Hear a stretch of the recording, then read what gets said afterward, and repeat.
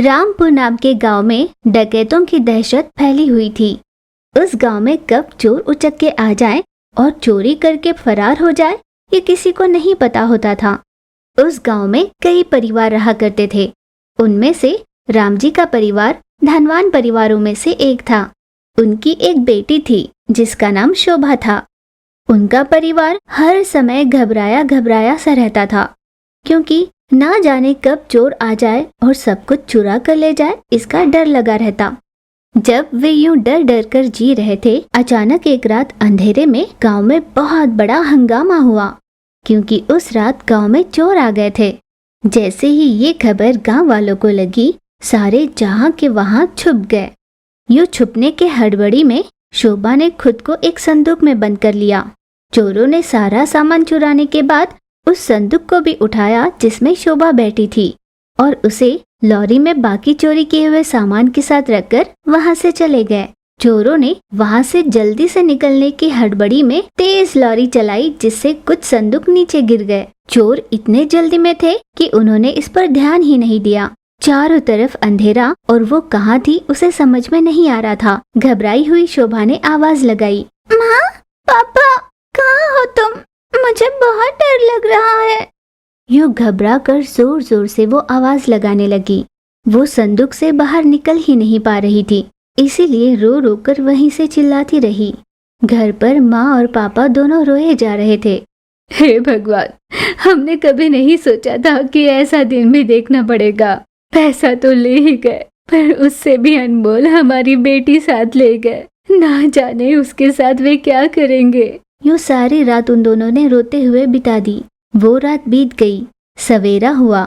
शोभा किसी तरह संदूक से बाहर निकलकर चारों ओर देखने लगी। चारों ओर रेगिस्तान था, हर तरफ मिट्टी ही मिट्टी। उसे बहुत प्यास लगी थी, पर वहां आसपास कुछ नहीं था। उसे भूख भी लगी थी। उसके साथ पड़े कुछ संदूकों में उसने खोल कर देखा, इस आस में कि उसे उसमें कुछ मिल ही जाए। सभी संदूकों में या तो कपड़े थे या गहने। शोभा ने वो सारे निकालकर फेंक दिए। उसे समझ नहीं आ रहा था कि वो कहाँ जाए। शोभा को कुछ दूरी पर मरुस्थान दिखाई दिया। रेगिस्तान में पानी देखकर शोभा की खुशी का ठिकाना नहीं था। वो दौड़ती हुई वहां पर चली गई और उसने अपनी प्यास बुझाई। शोभा रोते हुए खुद से बोली, यहाँ पीने के लिए थोड़ा पानी तो है। अगर मैं यहाँ से कहीं और जाऊंगी तो मुझे पानी भी नहीं मिलेगा। यहाँ से जाने के लिए वाहनों का रास्ता है। कभी न कभी तो यहाँ से कोई जाएगा जरूर, तब मैं उनके साथ जा सकती हूँ। ऐसी शोभा ने उम्मीद रखी। फिर रहते रहते शोभा ने कुछ लकड़ियों को इकट्ठा कर उन संदूक में मिले कपड़ों से अपने लिए एक छोटा सा टेंट बना लिया। तभी उन कपड़ों में शोभा को एक गाउन मिला। उस गाउन में हर तरफ झुमके लगे हुए थे। शोभा की नजर जैसे ही गाउन पर पड़ी, अरे ये तो कुछ अजीब सा गाउन है, इसमें हर तरफ झुमके लगे हुए हैं। ऐसा गाउन तो मैंने कभी कहीं नहीं देखा। यूं चौंक कर शोभा उस गाउन को देखती रही। शोभा को बहुत भूख लगी थी। माँ, मुझे बहुत भूख लगी है, तुम कहाँ हो माँ? यूं भूख के मारे शोभा रोने लगी। इतने में अचानक उसके सामने खाना प्रकट हो गया। अपने सामने खाना देखकर शोभा ने कहा, अरे ये क्या? ये कहाँ से आ गया? अचानक से ये आहार आया कहाँ से? यूं घबराई हुई शोभा ने सोचा, पर भूख इतनी ज्यादा लगी थी कि जो होगा देखा जाएगा सोचकर शोभा ने उस खाने को खा लिया। रात के अंधेरे में उस गाउन से बहुत रोशनी आ रही थी, जिससे अंधेरा छट रहा था। अरे वाह, कितनी रोशनी आ रही है, बहुत ही सुंदर है। रात के समय भी दिन जैसा उजाला दे रही है, बहुत ही ज्यादा बढ़िया। ये कहते हुए शोभा ने गाउन अपने हाथ में उठाया। फिर अचानक शोभा को भूख लगने लगी।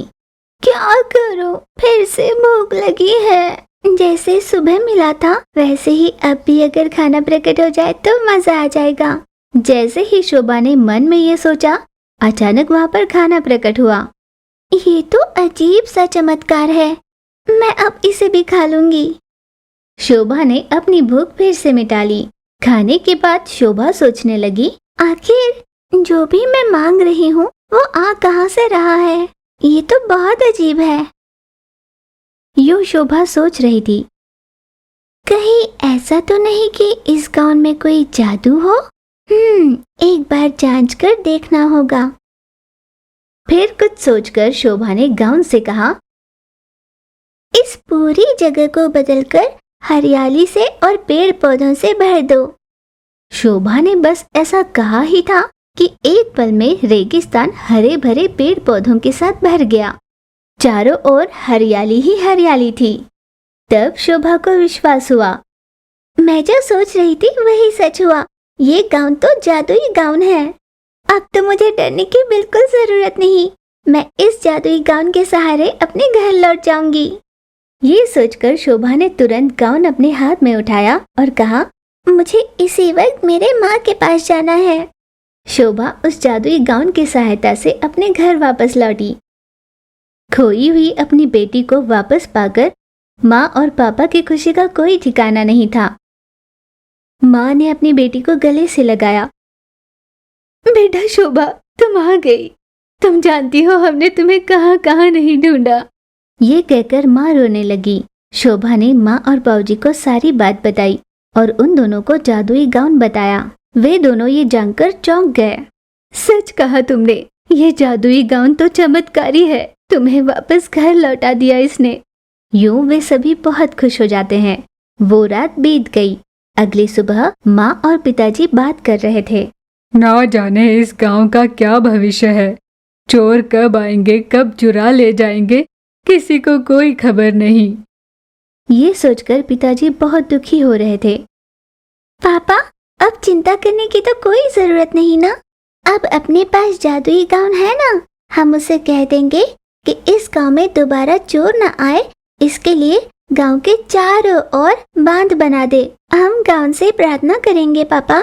माँ और पिताजी अपनी बेटी के इस सुझाव पर बहुत खुश हुए। तुरंत उन दोनों ने जादुई गाउन से कहा, हे जादुई गाउन, तुम कुछ ऐसा करो कि इस गांव के चारों ओर बांध बन जाए। जैसे ही उन तीनों ने प्रार्थना की, गांव के चारों ओर लोहे के जाल लग गए। शोभा ने जादुई गाउन से प्रार्थना की कि अब तक जितने भी लोगों के घर से चोरी हुआ है, उनका चोरी हुआ धन उन्हें वापस मिल जाए। ये देखकर माँ पिताजी बहुत खुश हो गए।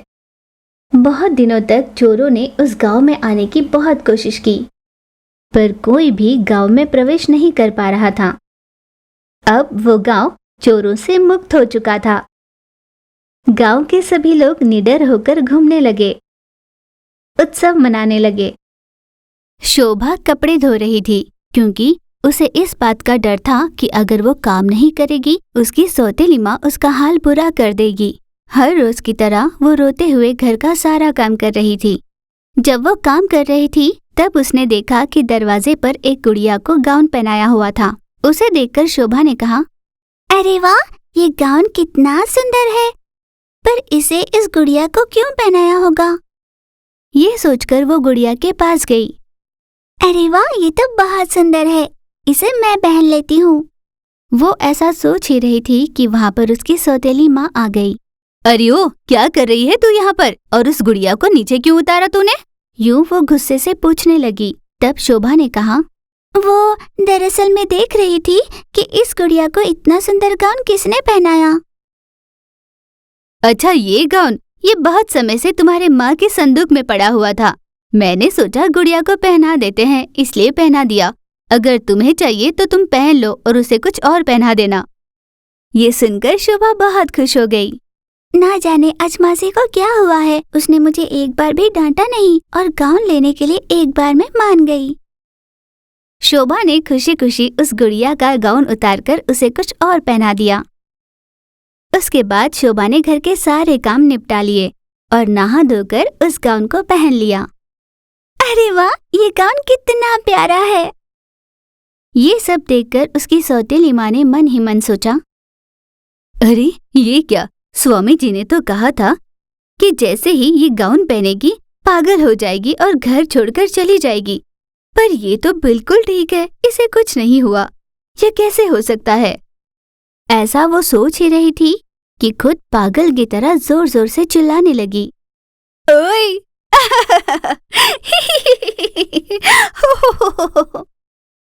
यूं अजीब अजीब तरह से हंसने लगी, जिसे देख शोभा घबरा गई।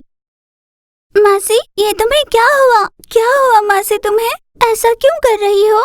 यूं शोभा उसे पूछने लगी, पर उसे अनसुनाकर उसकी माँ जोर जोर से चिल्लाने लगी थी। कुछ समय बाद वो पहले जैसी साधारण हो गई, पर शोभा घबराई सी खड़ी हुई थी। सौतेली माँ ने मन ही मन सोचा, हाय, ये सब क्या हो रहा है? स्वामी जी ने तो कहा था कि ये पागल हो जाएगी, पर मैं ही पागल हो रही हूँ। उन्होंने ना जाने क्या क्या कहा कि उसे भूख लगेगी पर वो खाएगी नहीं, वो ऐसे चीखेगी जैसे कोई उसे मार रहा हो। ये सब तो नहीं हो रहा, पागलपन के दौरे मुझे ही पड़ रहे हैं। ये बात करते करते अचानक उसे बहुत जोर की भूख लगी। अरे ओ शोभा, मुझे बहुत भूख लगी है, जल्दी से खाना ला दो। ये सुन शोभा ने कहा कि उनके लिए अभी खाना लेकर आती है। उसने खाना परोसकर उसे दे दिया। उसके हाथ में प्लेट तो थी, पर वो उसे खा नहीं पा रही थी, क्योंकि जैसे ही वो खाना चाहती, उसके हाथ से प्लेट छूट रहा था। ये देखकर माँ आश्चर्यचकित हुई। अरे ये क्या, जो उसके साथ होना था सब मेरे साथ हो रहा है। हे भगवान, खाना चाहती हूँ पर ये खाना मेरे पास आ ही नहीं रहा, मुझसे दूर जा रहा है। ये कहकर हवा में उड़ती हुई उस प्लेट के पीछे पीछे वो चल पड़ी। शोभा ये सब देखकर बहुत घबरा गई थी। ये सब यहाँ क्या हो रहा है? मेरी समझ में कुछ नहीं आता। आज सुबह से मासी कितना अजीब सा बर्ताव कर रही है। अगर पापा होते तो अच्छा होता। यूं वो सोच रही थी। उसकी सौतेली माँ खाने के पीछे दौड़ती दौड़ती थक गई। आखिरकार उसने सोचा कि पानी पीकर अपना पेट भर लेगी।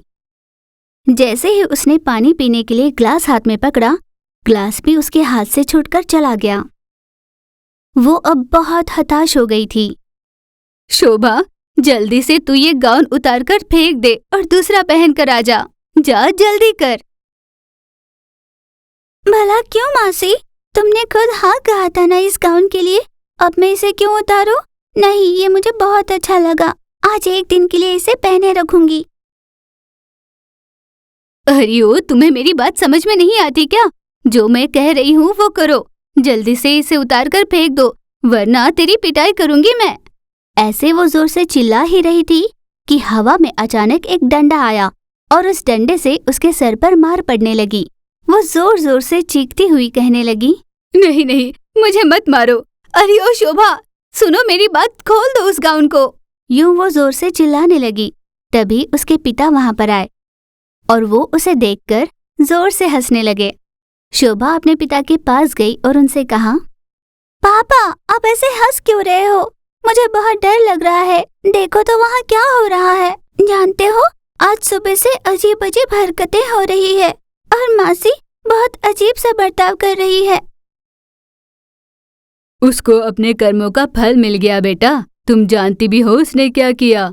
शोभा की सौतेली माँ स्वामी जी के पास गई और उनसे कहा, स्वामी जी, मेरी एक सौतेली बेटी है। मैं उससे छुटकारा पाना चाहती हूँ हमेशा के लिए। उसका हमारे घर में रहना मुझे बिल्कुल अच्छा नहीं लगता। कुछ ऐसा करो कि वो पागल हो गई है ये कहकर उसके पिता ही उसको घर से बाहर करें। कुछ ऐसा करो कि मुझ पे इल्जाम ही ना आए। हाँ जरूर, उसके सर पर पागलपन चढ़ जाएगा। उसे भूख लगेगी पर वो खाएगी नहीं। भूख से उसका पेट जलने लगेगा और डंडे से उसे मार पड़ेगी। स्वामी जी की बातें सुन वो बहुत खुश हो गई। बताइए ना, उसके लिए मुझे क्या करना होगा? सुनकर ही मुझे बहुत अच्छा लग रहा है। वो दिन कब आएगा देखना चाहती हूँ मैं। इतने में स्वामी जी ने वहाँ पर एक जादुई गाउन को प्रत्यक्ष किया।